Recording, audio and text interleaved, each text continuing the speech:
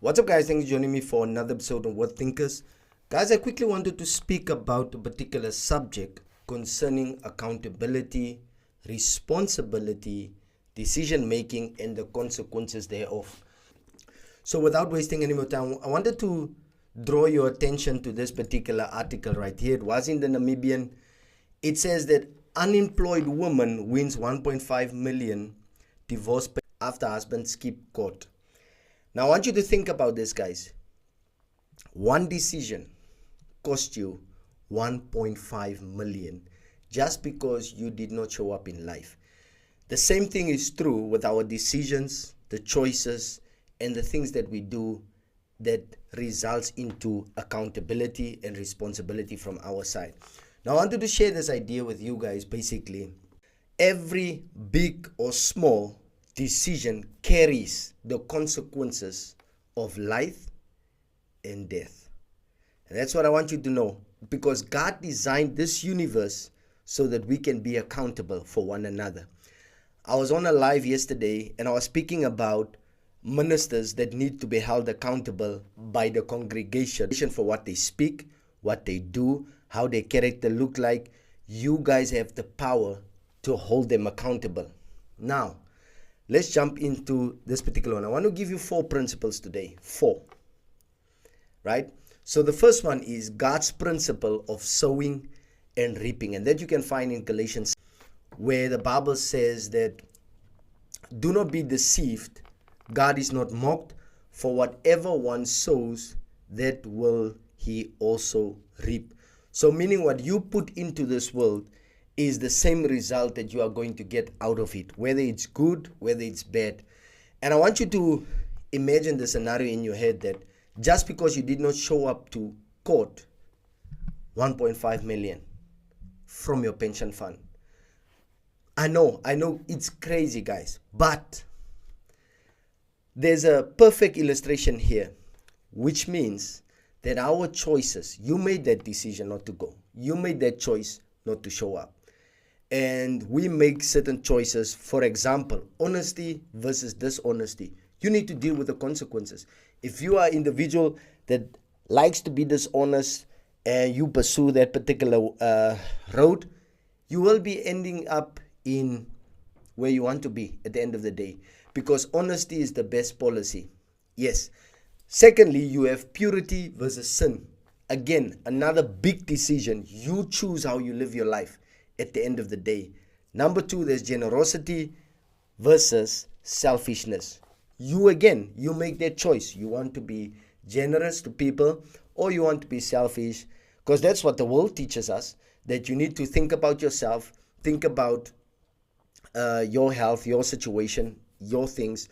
So on this particular one, guys, drop a comment, leave me your thoughts, leave me your comments down in the comment section. Let me know what you guys think about the first principle, which is God's principle of sowing and reaping, which you bear the fruits, whether it's good, whether it's bad. You have the choice of choosing. Moving on to number 2, my favorite one, personal responsibility. Now, when I speak at events, I always emphasize the importance of the man's position in the household, in the community, in the workplace, in society, and in the nation as a whole. Our responsibility to hold fast to what God has instituted in our lives in such a way that we carry the nation, because we are going to give an account before God. The Bible says in Romans 14:12 that so then each of us will give an account of ourselves to God, meaning that God will hold you responsible for the decisions you make, every single decision.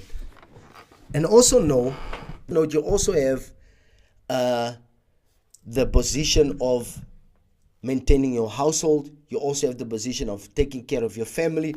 All of these decisions ultimately comes down to you making the right choices in your personal life.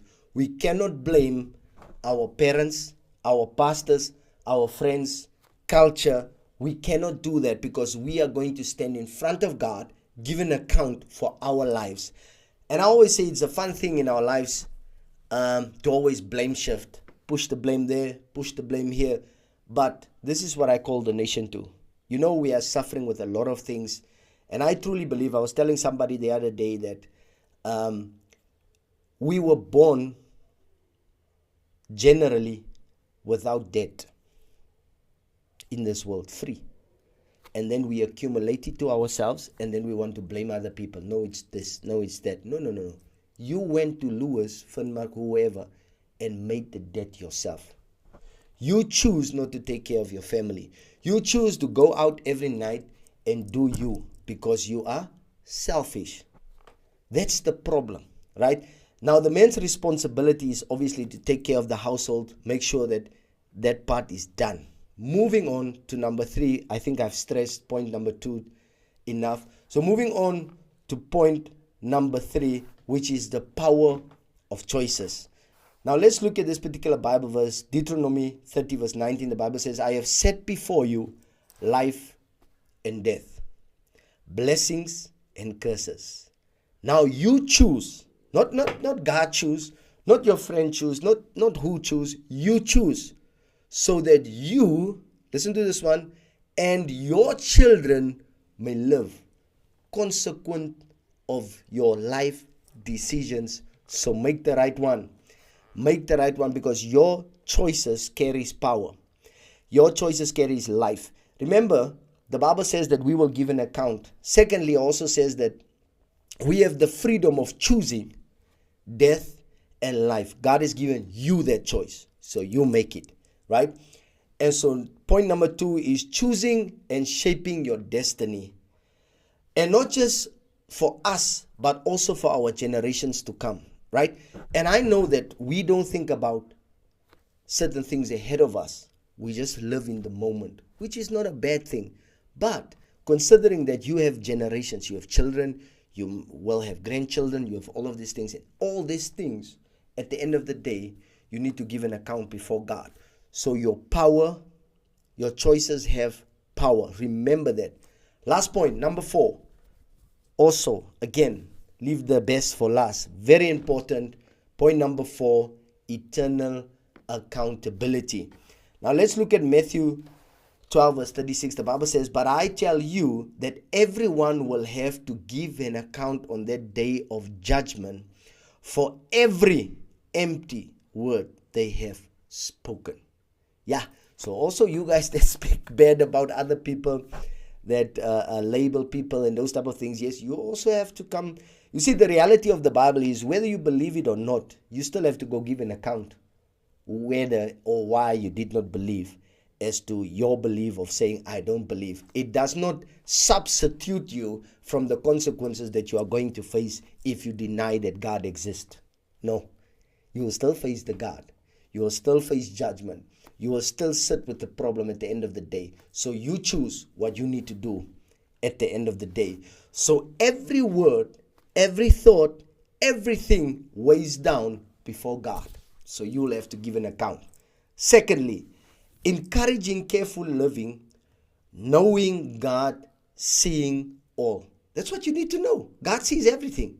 So whether you do it behind closed doors, in front of closed doors, in front of people, behind people, whatever you are doing in your secret place, God is there. God is watching. God is forever present. You see, if you don't know the attributes of God, if you don't know that God is all powerful, omnipresent, omnipotent, and all of these things, you will find a problem with God. So I just wanted to say this, guys. Your choices has great consequences. Your decisions has lifelong consequences. So whatever you choose, you need to deal with that situation. So I just wanted to bring this encouragement to you guys, that a single decision can cost you 1.5 million in the physical world. It might cost you your eternity if you don't start moving towards God. That is my encouragement this morning. I just wanted you to understand that God takes our choices serious. There is real life consequences. So always be sober-minded. The Bible calls us to be sober-minded, to have peace, to think about things that is noble, that is just, that is pure, and all of these things, which is beautiful. But guys, leave me your thoughts, leave me your comments. I will highly appreciate if you share this particular video. Also leave a like. because it helps with the algorithm. This is the first episode of the day. And do make sure to check out the pinned comments to see if there's any other videos that was done today. I'll catch you on those ones. Until next time, out.